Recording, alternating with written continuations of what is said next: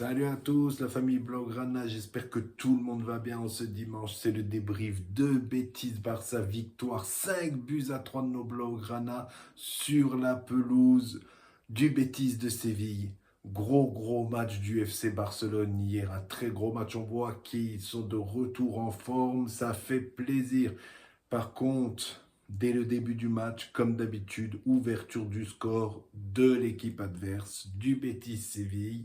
Anthony ouvre le score, il est parti danser, parti faire sa célébration à danser avec les copains et tout. La danse, ça n'a pas duré bien longtemps, le Barça les a vite remis sur cale. Ferran Torres triplé, déchaîné, on ne le comprend vraiment pas ce joueur, on ne le comprend pas. Très gros match hier, bravo à lui, très gros match, grosse prestation. Il y a trois matchs face à Chelsea, vous vous rappelez de ce qu'il a loupé, et puis depuis, il a mis 4 buts. Il a mis 4 buts, et puis voilà, on ne comprend pas. Il y a des fois, il va être stratosphérique, et puis des fois, fantomatique.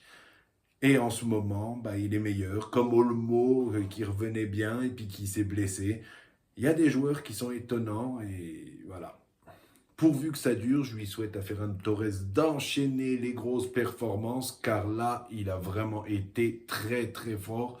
Son premier but, un vrai but de renard. Le deuxième, l'espèce de ciseau, le magnifique. Puis le troisième, elle est contrée, mais il tente de loin. Et puis ça rentre. Elle est contrée, mais c'est beau. Il a bien tenté. Bravo. Belle prestation de Ferran Torres hier. Le deuxième que j'ai retenu, c'est Ronny Bargi. Ronny Bargi, mesdames et messieurs, il a coûté 2 millions d'euros. 2 millions d'euros. Il y a des mecs qui touchent ça en une semaine au football, des Cristiano, les Mbappé, ils touchent des je sais pas combien aussi, Messi. 2 millions d'euros, il a été acheté.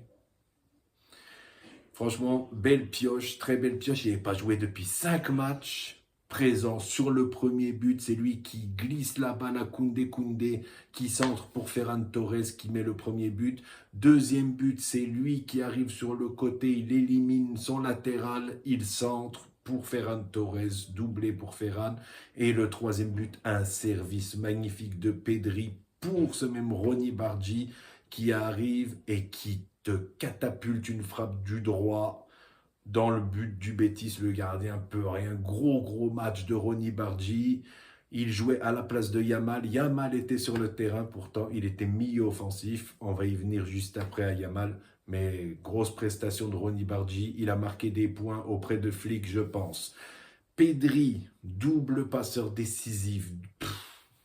Comme d'hab, un véritable maestro, un poison pour l'équipe adverse.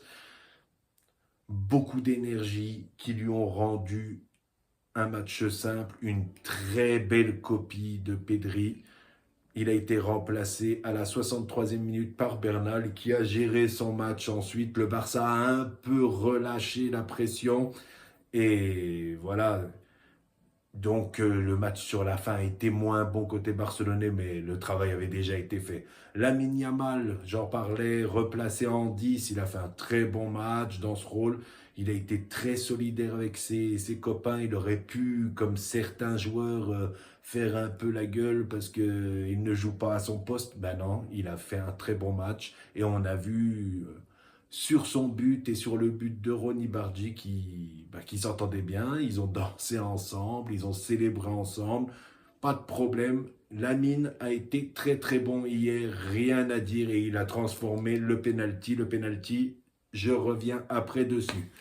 Gérard Martin, franchement, revenez sur mes vidéos de l'année dernière, Gérard Martin, je l'atomisais, je me répète, par rapport à il y a une ou deux vidéos.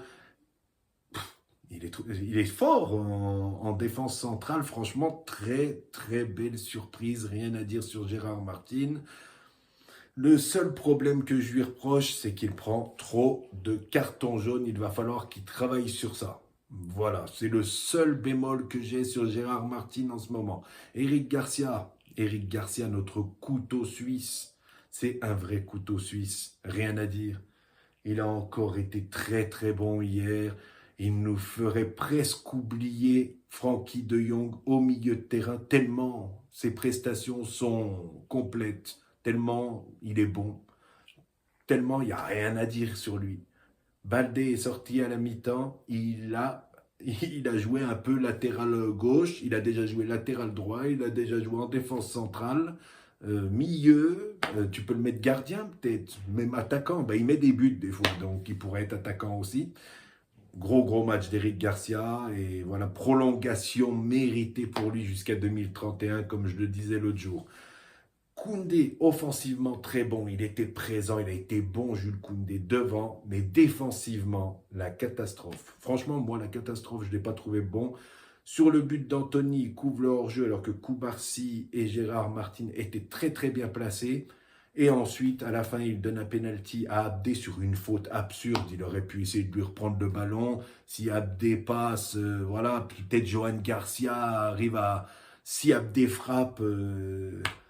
Johan Garcia va peut-être sortir sa frappe, il te fait un tacle, mais un tacle nul dans la surface pour moi, c'était moche.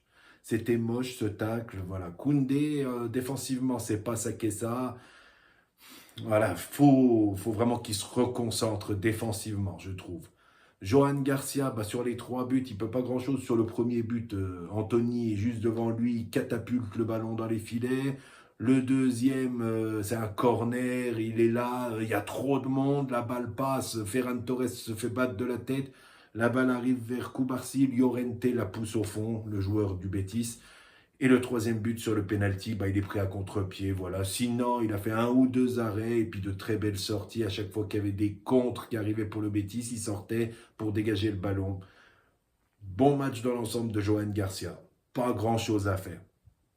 Baldé, on ne l'a pas énormément vu, il ne peut pas grand-chose sur le but d'Anthony, il prend un petit pont, la balle passe et elle va sur Anthony, Anthony qui est juste devant la cage, il marque. Et ensuite, Baldé, on ne l'a pas trop vu.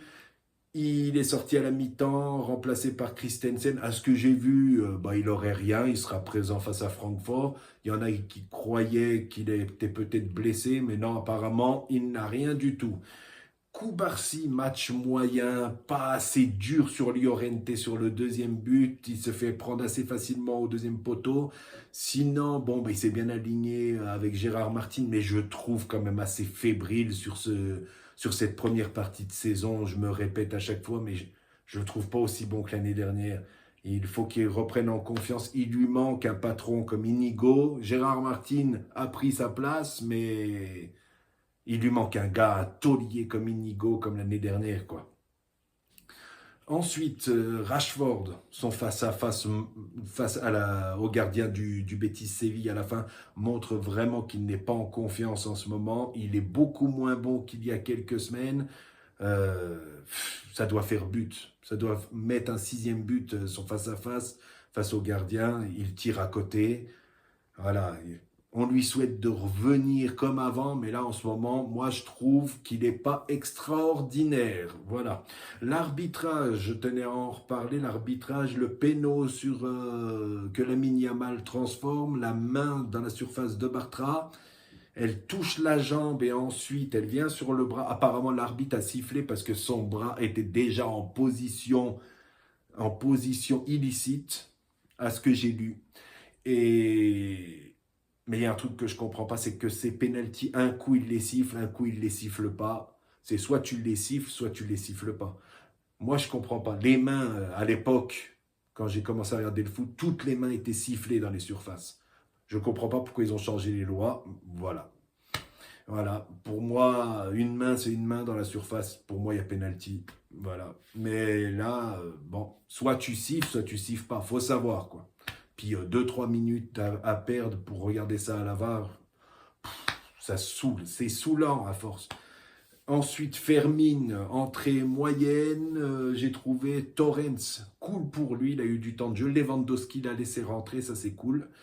À la 81e minute, il devait rentrer, et puis Flick a dit ouais, rentre pas, je vais mettre le petit Torrens, voilà. C'est cool, il est rentré, ça lui fait des minutes de jeu, voilà, c'est très bien.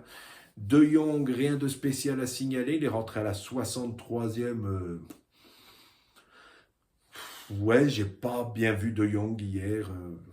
voilà, à suivre son retour. Bon coaching de Flick, en tout cas hier, très très bon coaching, rien à dire. Il a fait des petits changements, il a réadapté des choses, c'est cool. Et le Barça a battu l'Atlético qui était sur 7 matchs consécutifs sans perdre et le Betis 8 matchs consécutifs sans perdre. Le Barça les a battus. Très bonne période pour le Barça. Maintenant, on attend le match face à Francfort. On espère les attendre, les battre pour se rattraper en Ligue des Champions. Francfort qui a pris 6-0 contre Leipzig hier. Ils ne viennent pas en confiance. Il va falloir les enterrer. Voilà. Relâchement hier en fin de match aussi, mais bon, le score était acquis, rien de mal. Voilà, n'hésitez pas à venir vous abonner à la chaîne, n'hésitez pas à commenter et à aimer, ça m'aide au référencement sur YouTube. Voilà, bonne journée à tous, bon dimanche, Visca Barça la famille.